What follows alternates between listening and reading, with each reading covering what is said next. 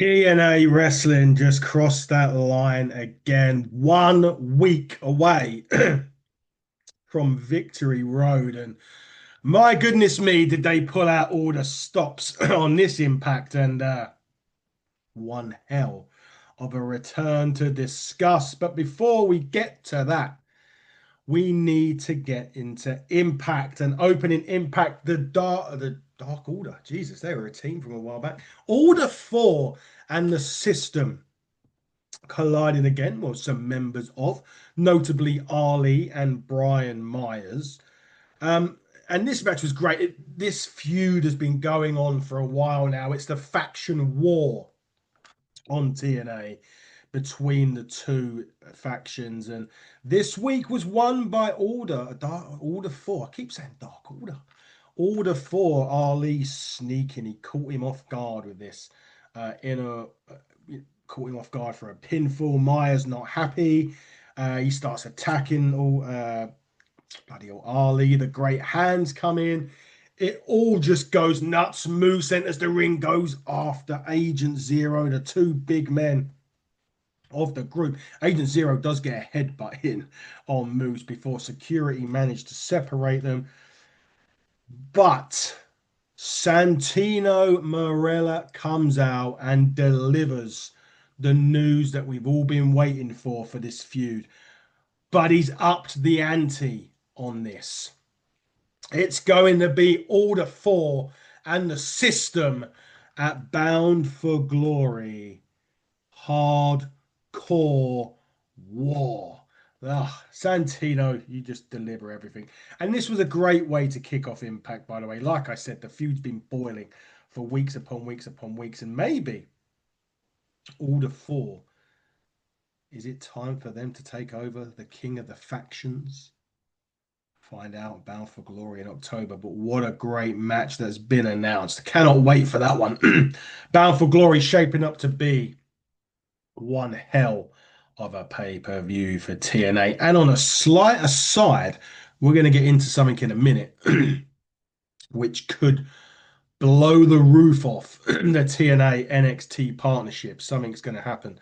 We'll get into it in a minute. But of course, the main event tonight is going to be the Hardy Boys against the Nemeths for the tag titles. Gia Miller was backstage wanting to get a word with the Nemeths. Ryan, of course, takes charge of that, and he basically was mocking the Hardys quite enthusiastically. And Nick was like, save it, calm your tits, brother. Save some of that enthusiasm for tonight because we're going to become the World Tag Team Champions once more. We'll see. But we go backstage again. The personal concierge backstage, walking up to Danny Luna before a match against Indy Hartwell. And he just says, he's got some advice for Luna. He wants her to make Indy suffer enough so she won't make the scheduled Bound for Glory championship match. Well, not only that, don't forget Indy Hartwell is scheduled to referee the Knockouts Championship match between Masha Slamovich and Ash by Elegance next week at Victory Road. We'll see if that happens. But now we get to a match that's kind of happened out of the blue because if you remember, Eric Young attacked Judas Icarius and obviously his tag partner last week, Sinner and Saint, kind of cleansing them. Well, this week, EY gets to take on Judas Icarius in a match. And tell you what, if you want, this is kind of what TNA is doing really well at the moment, pitting these legends against the young talent. Because the good thing about this is Judas Icarius this week. I mean, he showed up. He really did show up this week and showed out. And it proved that he can hold his own in there with one of the best in the business in EY. So it was really good to see that. Although we didn't say his name, he did indeed appear. Joe Hendry appeared at this match, cost EY this match, and Judas Sicarius picks up a huge win. But after the match, EY absolutely snaps. He takes out an official. And finally, security, you must be getting paid a lot for this evening because they've been getting involved in the early goings of TNA tonight, or TNA Impact this week. Get involved before he can cause more trouble. And what's interesting, though, excuse me, I'm still suffering from man flu, by the way. What's interesting about this is that Eric Young may be becoming more maniacal in this. Now, excuse me, sorry.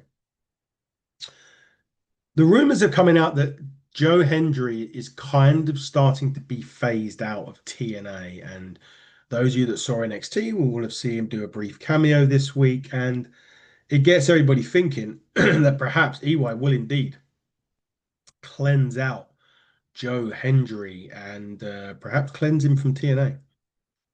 So that Joe Hendry, they reckon that, again, this is all rumors. They reckon by the start of 2026, Joe Hendry will be fully WWE.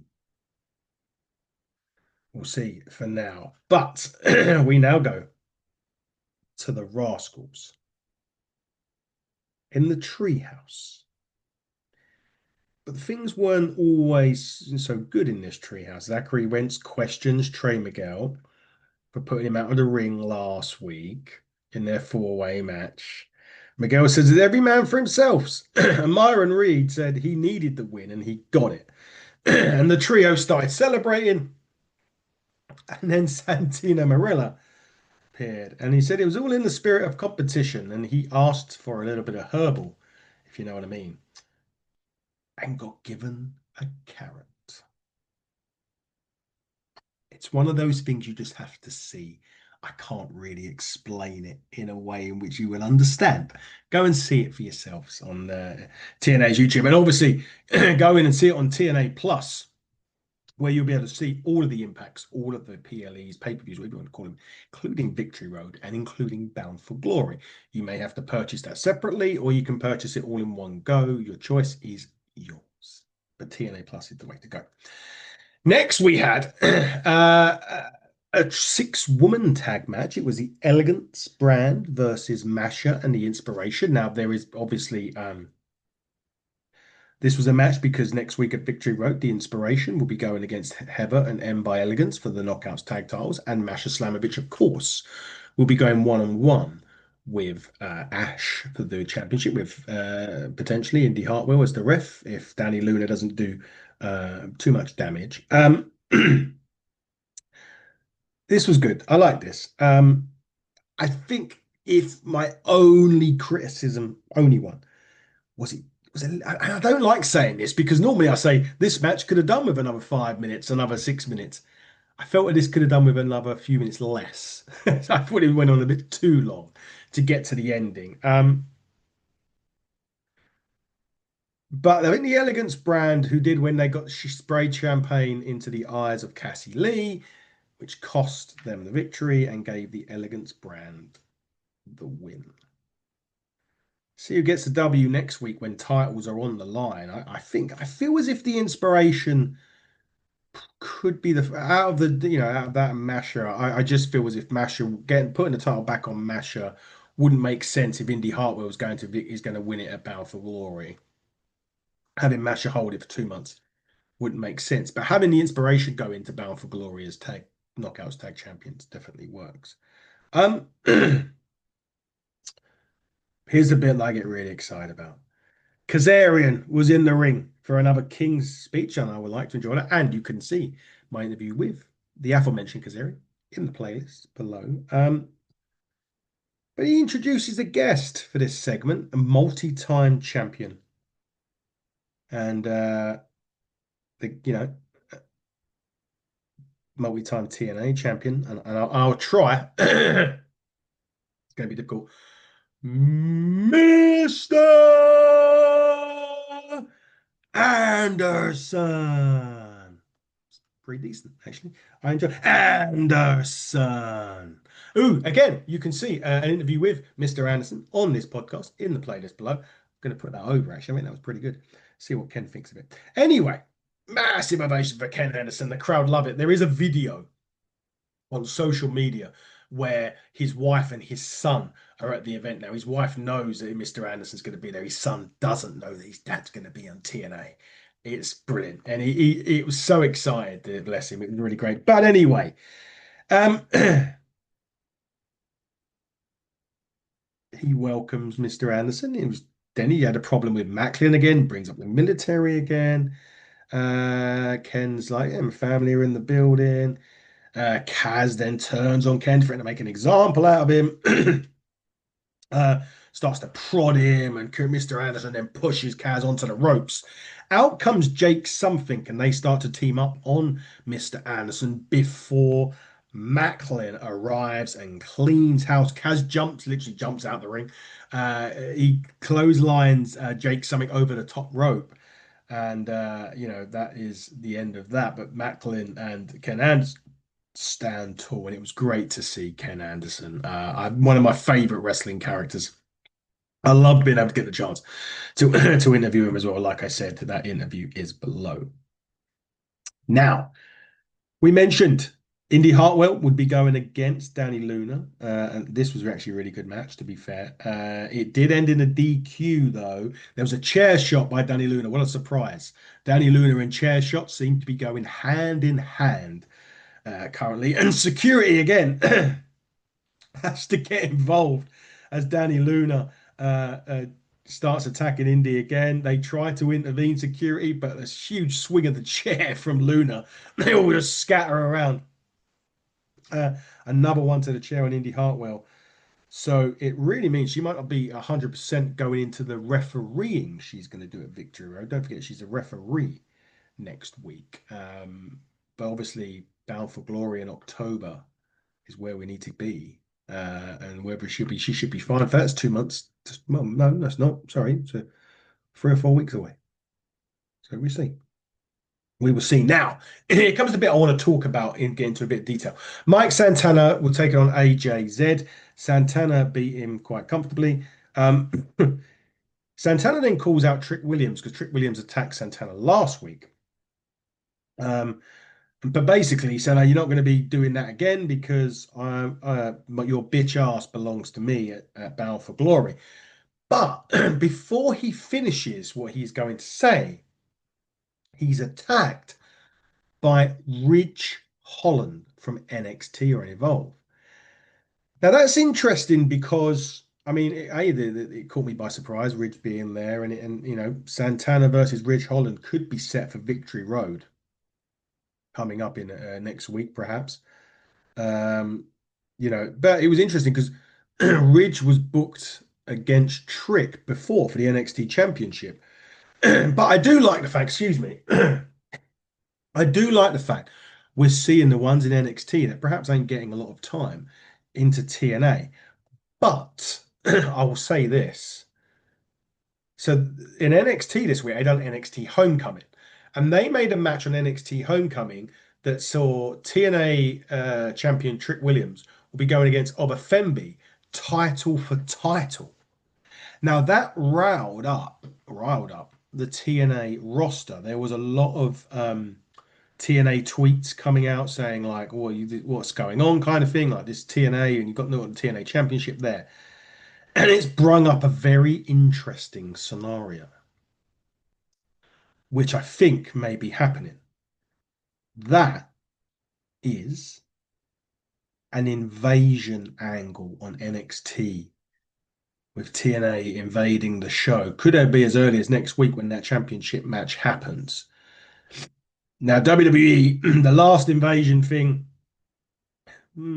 could argue didn't work, but this, if done right, could be monstrous and it could really work. I'd be really interested to see this. Yeah, which is really exciting for this to happen. Potentially starting next week, could go into Bound for Glory. Who knows? But I'm really keen on seeing where this goes because they wouldn't just tweet it all out if stuff wasn't going to happen. I'm very, very interested in that. On a side note, Tessa Blanchard is now no longer suspended, thanks to Gia Miller, actually, the person that suspended her. She's come out with Crawford this week and said that, she got that suspension lifted. But if she does come out again, she's going to fuck her up. Wouldn't want to get on the wrong side of Gia Miller. That's for sure. But anyway, next week, before we get to the main event, next week on the show, Victoria Crawford will take on Jodie Fret. The Rascals will take on Cedric Alexander and Leon Slater. Good luck whoever follows that. The Hardys and the Dudleys will appear to cement their match at Bound for Glory. And Kazarian and Something will take on Macklin and Mr.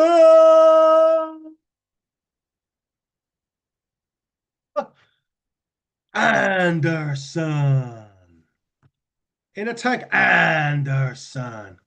team match on Impact. But that leads me to the tag team main event. The Hardys defending against the Nemeths for the tag team championship. And to be quite honest with you, this was, as you would expect, awesome. It really was. The Hardy Boys did pick up the victory, though. Jeff Hardy with a swanton bomb on Ryan Nemeth. I really enjoyed it. The Hardy Boys are so good. I mean, these guys are just so good. They're so experienced as well. It really was a fantastic, again, another solid show for TNA Impact. This was a solid, and it was the penultimate episode. We've got one more before Victory Road. And also, just as a side note, ODB appeared on Impact this week. So great to see her. Interview beloved. It's got yeah, ODB, Ken Anderson's appearances were great. I love the interaction between Moose and Agent Zero as well. That's something that you shouldn't be sleeping on because those two, I think, are going to get it on. And that match now, a hardcore war at Bound for Glory, is going to be incredible, by the way. Danny Luna is starting to evolve into the wrestler that I thought she would be evolving into in TNA once. You know, she had the thing with Spitfire. Now we're seeing the heel Danny Luna. She's really taking it up to another level. This past week on Impact was fantastic. And the main event itself was just textbook in tag team wrestling between the Hardys and the Nemeth brothers. Now, that is this week on TNA. We'll be back next week for the final TNA before Victory Road. And of course, Victory Road. We'll be doing both. We'll be reviewing Impact on Friday, Victory Road on the Saturday morning. So keep it locked on HTT Buckle on X, HTT Buckle on YouTube. Jesus. In the Turnbuckle podcast on all other social media outlets. Get TNA Plus, get the TNA Plus, get the TNA Plus app, download it and subscribe. But until next week, everybody, cross the line.